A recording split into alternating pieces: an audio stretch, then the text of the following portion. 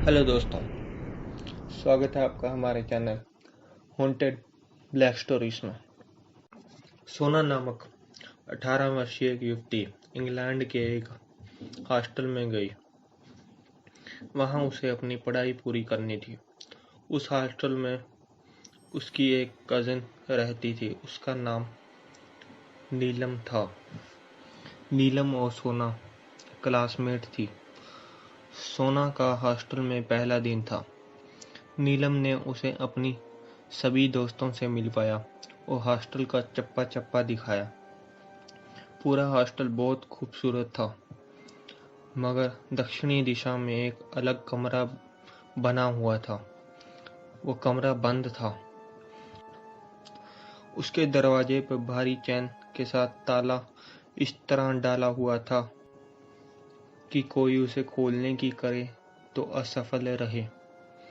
कमरे की बनावट से साफ जाहिर था कि वह कई वर्ष पुराना बना हुआ था। उसकी दरों दीवारों पर पेंट पपड़ी बनकर उखड़ उखड़ गया था। सारा हॉस्टल तो सोना ने आसानी से घूम लिया, मगर उस पुराने कमरे के समक्ष ठिठक कर बोली, यह कमरा बंद क्यों है? क्या मालूम, नीलम ने लापरवाही से कहा, मगर सभी का कहना है कि इस कमरे में जाने की गलती कोई ना करे।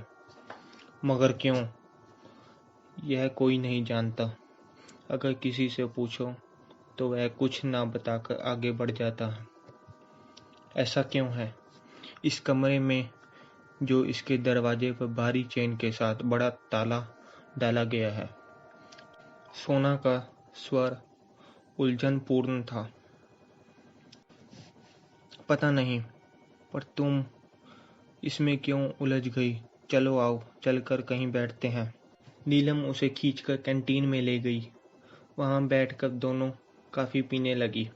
इस बीच नीलम का एक दोस्त आया और उसे किसी काम से अपने साथ ले गया। नीलम जाते जाते सोना से बोली, तुम यहीं रहना, मैं बहुत जल्द आऊंगी। ओके, सोना ने कहा।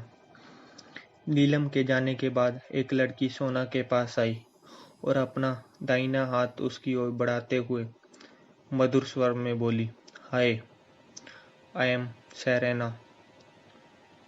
प्रसन्नता के साथ उससे हाथ मिलाते हुए कहा, आई एम सोना। इसी के साथ दोनों के हाथ अलग हुए तथा सेरेना ने झट सीट संभालते हुए कहा, न्यू एडमिशन? यस। इंडियन हो ना? हाँ। फिर तो खूब जमेगी हमारी, सेरेना ने कहा। क्या तुम भी इंडियन हो? सोना ने पूछा। नहीं, मैं इंडियन लोगों को बहुत पसंद करती हूँ, क्योंकि वो दूसरों को अपना बहुत सारा प्यार देते हैं, वह चहकते हुए बोली। सोना उसकी बात सुनकर बहुत खुश हुई। उनके बीच 20 मिनट तक इसी तरह बातचीत चलती रही। फिर अचानक सोना बोली, यह हॉस्टल में एक रूम बंद है जिसमें ताला डला है। हाँ। वो बंद क्यों है? यह तो मैं नहीं जानती, मगर मुझे भी उस रूम के बंद होने की वजह जानने की बहुत दिलचस्पी है। कई लोगों से मैंने पूछा, मगर कोई कुछ नहीं बताता। चलो हम कोशिश करते हैं उसके बंद होने की वजह जानने के लिए, सोना ने पूरी दिलचस्पी के साथ कहा। ओके, वह अधीर स्वर में बोली, तो फिर आज रात 11 बजे हम उस रूम को खोलकर देखेंगे। लेकिन उसकी चाबी तो हमारे पास नहीं है, सोना तनिक उदासी से बोली। मगर मुझे पता है कि चाबी कहाँ है। फिर तो ठीक है, हम आज रात 11 बजे उस रूम को खोलकर अवश्य जानेंगे कि आखिर उसमें क्या है। तो तुम तैयार हो? यस। ओके। रात 11 बजे हॉस्टल में सभी लोग सो गए थे। वातावरण बहुत शांत था। हर तरफ सन्नाटा फैला हुआ था। सोना और रैसेना एक साथ उस कमरे की ओर कदम बढ़ा रही थी जो बंद था। चलते चलते सोना ने आहिस्ता से पूछा, तुम्हें चाबी कहाँ से मिली? ऑफिस से, सेरेना ने जवाब दिया। क्या तुम जानती थी कि चाबी ऑफिस में है? हाँ, यह बात तो बहुत पहले से मुझे मालूम थी। ओह, तभी वह दोनों कमरे में पहुंच गई। सेरेना ने जल्दी से ताला खोला। सोना ने सिटकनी खिसकाई और दरवाजा खोला। दरवाजा खुलते ही हवा का भारी झोंका बाहर निकला। इस हवा के झोंके की चपेट में वे दोनों आई तो बुरी तरह हिल गई, मगर फिर संभली और भीतर गई। अंदर मकड़ी के बड़े बड़े जाले लगे थे। फर्श पर धूल की मोटी परत चढ़ी हुई थी। बाकी कुछ भी नहीं था। अचानक सेरेना मुंह के बल जमीन पर गिरी। उसके हलक से चीख भी निकल गई। उसी समय हड़बड़ा कर सोना ने उसे उठाना चाहा, साथ ही उसे शांत रहने के लिए भी कहा, क्योंकि वहां वे दोनों चोरी छिपे आई थी। जिस वक्त सोना ने सेरेना को उठाना चाहा तो मुंह के बल फर्श पर गिरी। सेरेना का जिस्म इतना भारी हो चला था कि वह सोना से उठ नहीं पाई थी। सेरेना यूं फर्श पर लेटी रही, मानो बेहोश हो गई। क्षण भर रुककर सोना ने उसे झिंझोड़ते हुए आहिस्ता से पुकारा, सेरेना। सोना के पुकारते ही वह एकदम झटके से उठ बैठी। जैसे कि उसने सोना को देखा तो सोना की मानो जान ही निकल गई। बुरी तरह घबराते हुए सोना अपने स्थान से अनायास ही पीछे हटी थी।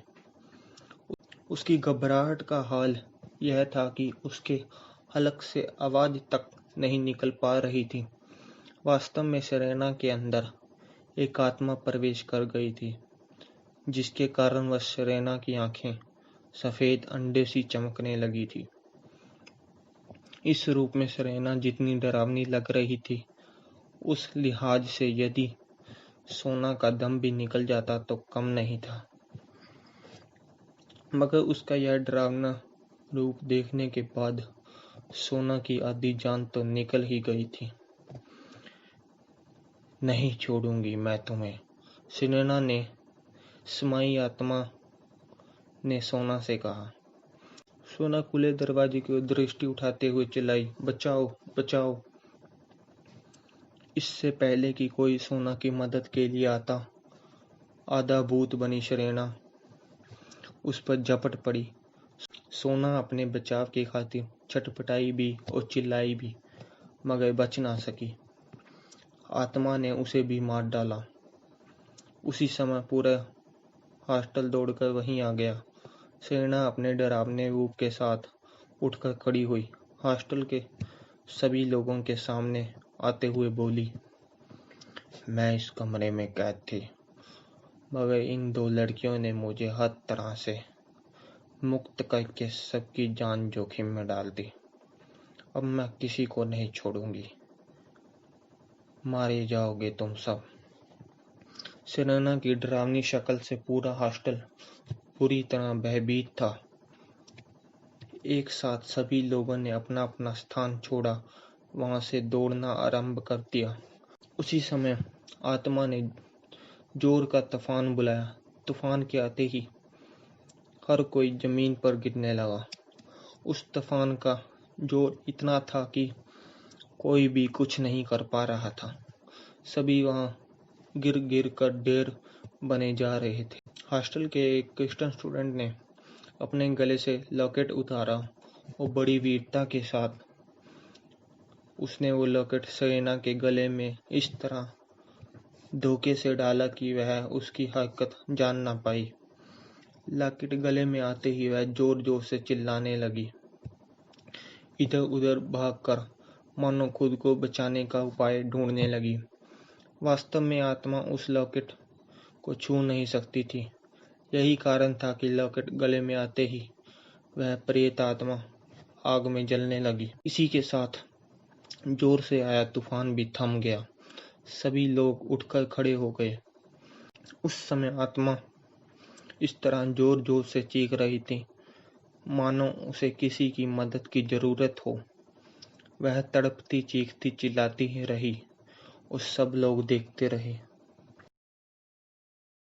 अचानक शेरना के जिस्म से आग की लपट उठी और आकाश की ओर उड़ती चली गई।